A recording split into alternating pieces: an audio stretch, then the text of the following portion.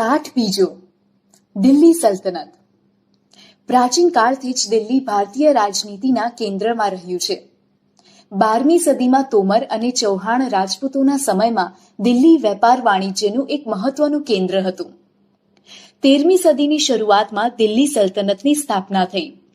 ઈસવીસન 1206 થી ઈસવીસન 1526 દરમિયાન ઉત્તર ભારતના વિશાળ વિસ્તાર ઉપર શાસન કરનાર શાસકોને સુલતાન અને શાસનકાળને દિલ્હી સલ્તનત તરીકે ઓળખવામાં આવે છે.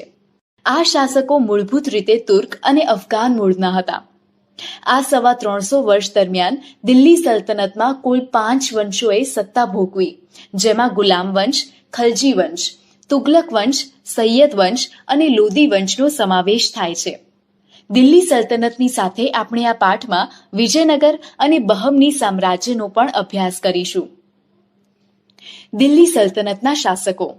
ગુલામ વંશ ઈસવીસન 1206 થી ઈસવીસન 1290.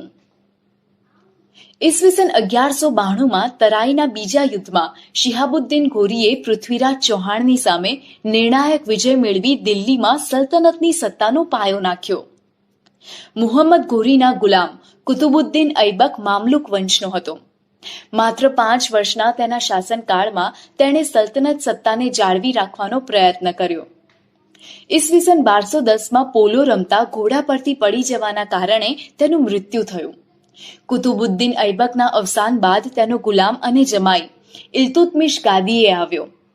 તેણે સલ્તનત સત્તાને સર્વોપરી બનાવવા ચેહલગાનની સ્થાપના કરી, એટલે કે 40 તુર્ક અમીરોના દળની રચના કરી. તેણે રાજધાનીનું સ્થળાંતર લાહોરથી દિલ્હી કર્યું. ઇલ્તુત્મિશને ગુલામ વંશનો સાચો સ્થાપક માનવામાં આવે છે. પોતાના એક પણ પુત્રને સુલતાન બનાવવા યોગ્ય ન સમજતા ઇલ્તુત્મિશે પોતાની કાબેલ પુત્રી રઝિયાને પોતાની ઉત્તરાધિકારી જાહેર કરી.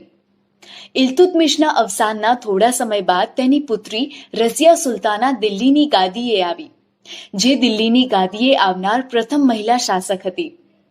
એ સમયના ઇતિહાસકાર મિન્હાજ સિરાજ પણ સ્વીકારે છે કે રઝિયા સુલતાના તેના બધા જ ભાઈઓમાં સૌથી વધુ કાબેલ અને સક્ષમ હતી. આમ છતાં એક મહિલા શાસનકર્તા તરીકે માન્યતા મેળવવી મુશ્કેલ હતી.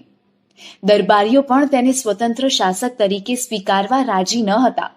અમીરોની સત્તા લાલસા અને સતત ચાલતા વિદ્રોહોએ તેના શાસનનો અંત આણ્યો. તેના અવસાન પછી 6 વર્ષ સુધી રાજ્યમાં અંધાધૂંધી ચાલી. અમીરોએ ઇલ્તુત્મિશના પુત્ર નાસિરુદ્દીનને દિલ્હીની ગાદીએ બેસાડ્યો. 21 વર્ષના તેના શાસનકાળ બાદ તેનું અવસાન થતાં ગ્યાસુદ્દીન બલબન ગાદીએ આવ્યો. તેણે ચેહલગાન દળનો નાશ કરી શાસનતંત્ર પરથી અમીરોની પકડને હળવી કરી. તેણે રાજાનું સ્થાન વધુ મજબૂત બનાવ્યું. બલબન સાહિત્ય અને કલાનો પોષક પણ હતો. 22 વર્ષના તેના શાસનના થોડા સમય બાદ દિલ્હી સલ્તનત પર ખલજી વંશની સ્થાપના થઈ. ખલજી વંશ ઈસવીસન 1290 થી ઈસવીસન 1320. જલાલુદ્દીન ખલજીથી ખલજી વંશના શાસનની શરૂઆત થઈ. જલાલુદ્દીનના 6 વર્ષના શાસન બાદ દિલ્હીની ગાદીએ મહત્વાકાંક્ષી સુલતાન અલાઉદ્દીન આવ્યો. તેણે ઉત્તર ભારત, ગુજરાત અને દક્ષિણ ભારત પર વિજય પ્રાપ્ત કરી સામ્રાજ્યનો વિસ્તાર કર્યો. દિલ્હીમાં સ્થાયી સેનાની શરૂઆત કરી. તેણે સૈન્યના ઘોડા અને સૈનિકોની વિશિષ્ટ ઓળખ માટે દાગ અને ચહેરા પદ્ધતિની શરૂઆત કરી. આ ઉપરાંત ભાવ નિયમન, બજાર નિયંત્રણ, સંગ્રહખોરી નિયમન જેવા વહીવટી સુધારા પણ કર્યા. અલાઉદ્દીન ખલજીના અવસાન બાદ રાજ્યમાં અંધાધૂંધીનું વાતાવરણ રહ્યું. ખલજી રાજવંશનો અંત આણી દિલ્હીની ગાદીએથી તુગલક શાસનની શરૂઆત કરનાર ગિયાસુદ્દીન તુગલક હતો. તુગલક વંશ ઈસવીસન 1320 થી ઈસવીસન 1414.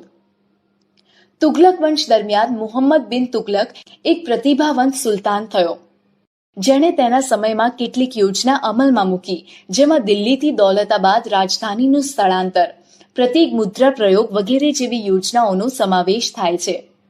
પરંતુ મોટાભાગની યોજનાઓમાં વ્યવહારિકતાનો અભાવ તેમજ તબક્કાવાર અને આયોજનબદ્ધ અમલીકરણના અભાવના કારણે નિષ્ફળ ગઈ.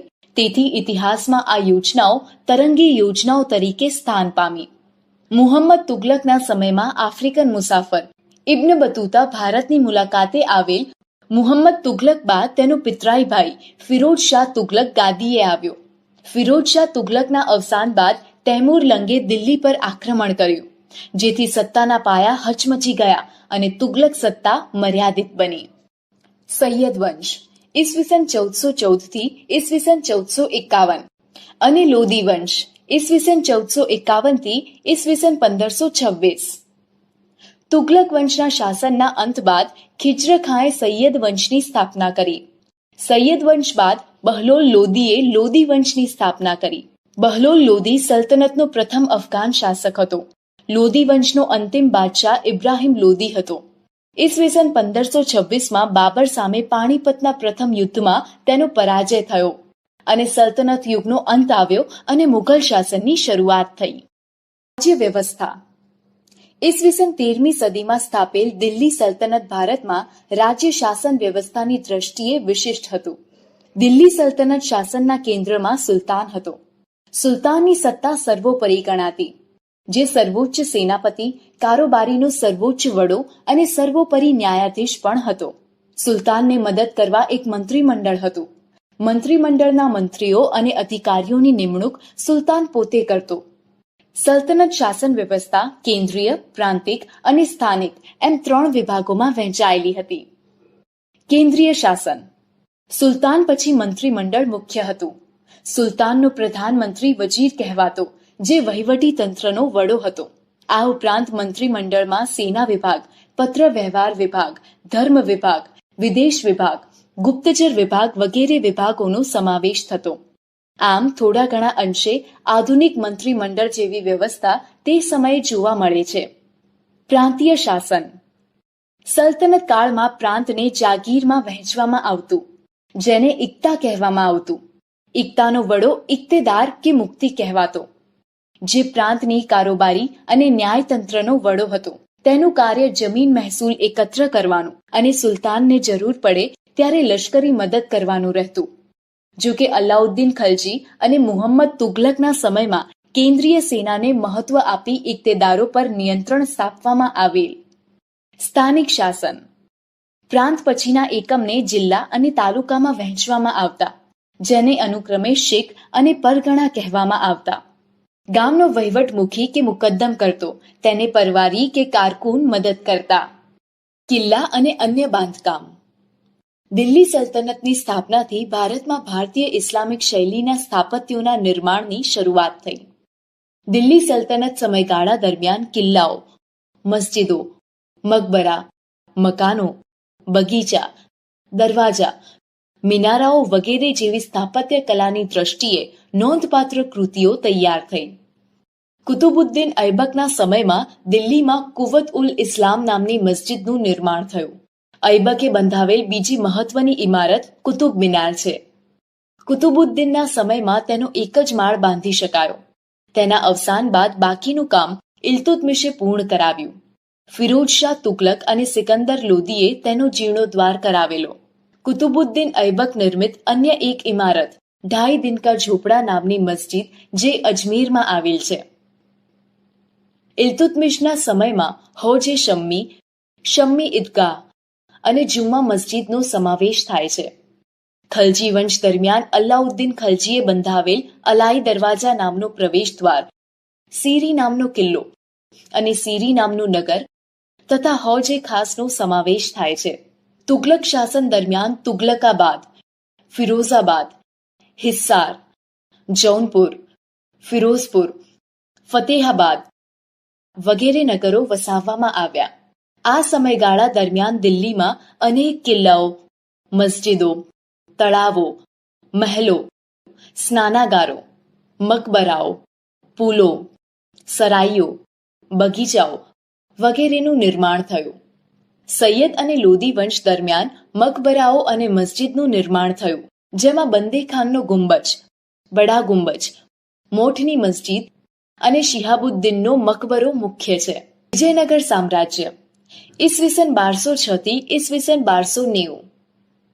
તુગલક વંશના નિર્બળ સુલતાનોના સમય દરમિયાન દિલ્હી સલ્તનતના વિઘટનની પ્રક્રિયાનો પ્રારંભ થયો. સૈયદ વંશ અને લોદી વંશ દરમિયાન આ પ્રક્રિયા ઝડપી બની.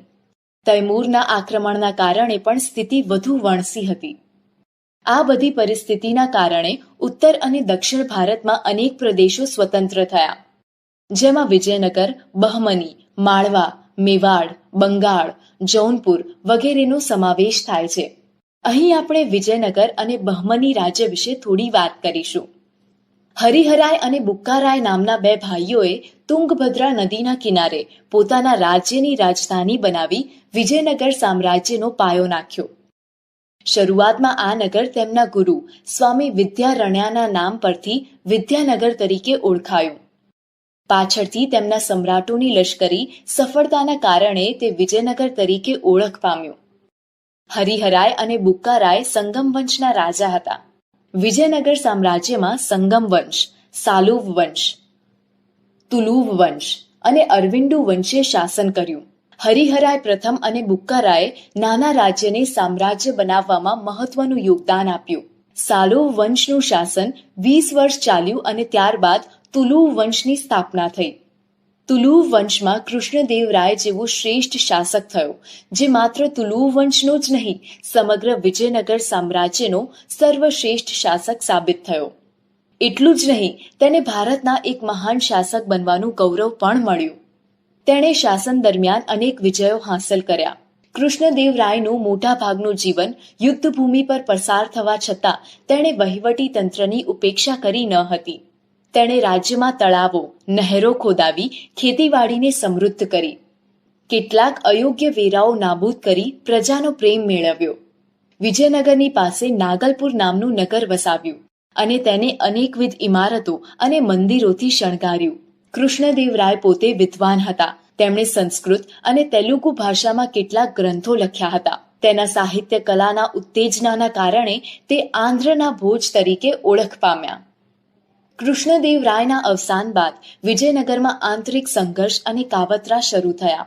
23 જાન્યુઆરી 1565ના તાલીકોટાના યુદ્ધમાં મુસ્લિમ રાજ્યોના બનેલા સંઘની સામે વિજયનગરનો પરાજય થયો. યુદ્ધ બાદ પણ વિજયનગર સામ્રાજ્ય એક સદી સુધી ટકી રહ્યું, પણ પહેલા જેટલી ભવ્યતા પ્રાપ્ત કરી શક્યું નહીં. બહમનીનું રાજ્ય ઈસવીસન 1347 થી ઈસવીસન 1518. તુગલક વંશના સમયમાં જ દખ્ખણમાં ઝફરખાને બહમની રાજ્યની સ્થાપના કરી. આ રાજ્યે લગભગ 1.5 સદી સુધી દક્ષિણ ભારતની રાજનીતિ પર પ્રભાવ પાડ્યો. ઝફરખાને અલાઉદ્દીન બહમન શાહ નામ ધારણ કરી સ્વતંત્ર શાસન કર્યું. તેણે નવા સ્વતંત્ર રાજ્યની રાજધાની ગુલમર્ગને બનાવી પોતાના રાજ્યમાં અનેક પ્રદેશો જોડ્યા. બહમની સામ્રાજ્યમાં અહમદ શાહ અને મુહમ્મદ શાહ ત્રીજાનું શાસન નોંધપાત્ર છે. અહમદ શાહે ગુલમર્ગથી રાજધાની બીડર ખસેડી અને બીડરમાં અનેક ઇમારતો બંધાવી. મુહમ્મદ શાહ ત્રીજાનો વજીર મહમૂદ ગવા હતો. તેણે સક્ષમ વહીવટી તંત્રની રચના કરી. મુહમ્મદ શાહ ત્રીજાના સમયમાં બહમની સત્તા મજબૂત બની હતી, પરંતુ ત્યારબાદ મહમૂદ શાહ બહમની બીજાના સમયમાં રાજ્યની તમામ સત્તા તેના વજીર કાસિમ બરીદના હાથમાં આવી અને તેના સમયમાં જ બહમની સામ્રાજ્યનો અંત આવ્યો. સમગ્ર સામ્રાજ્ય બીજાપુર, અહમદનગર, ગોલકોન્ડા, બીડર અને બરાર જેવા 5 સ્વતંત્ર રાજ્યોમાં વિભક્ત થઈ ગયું. દિલ્હી સલ્તનત શાસનનો અંત. દિલ્હી સલ્તનત શાસનની સ્થાપના ઈસવીસન 1206માં કુતુબુદ્દીન ઐબક દ્વારા થઈ અને 320 વર્ષ પછી ઈસવીસન 1526માં ઇબ્રાહિમ લોદીના શાસનના અંત સાથે તેનો અસ્ત થયો. આ લગભગ 350 વર્ષ દરમિયાન યોગ્ય, શક્તિશાળી અને કેટલીકવાર નિર્બળ સુલતાનો પણ ગાદીએ આવ્યા. દિલ્હીના આ મુસ્લિમ મહારાજ્યે અનેક તડકી છાયડી જોઈ અને ઉદય તેનો અસ્ત, એ ન્યાયે તેનું પતન થયું.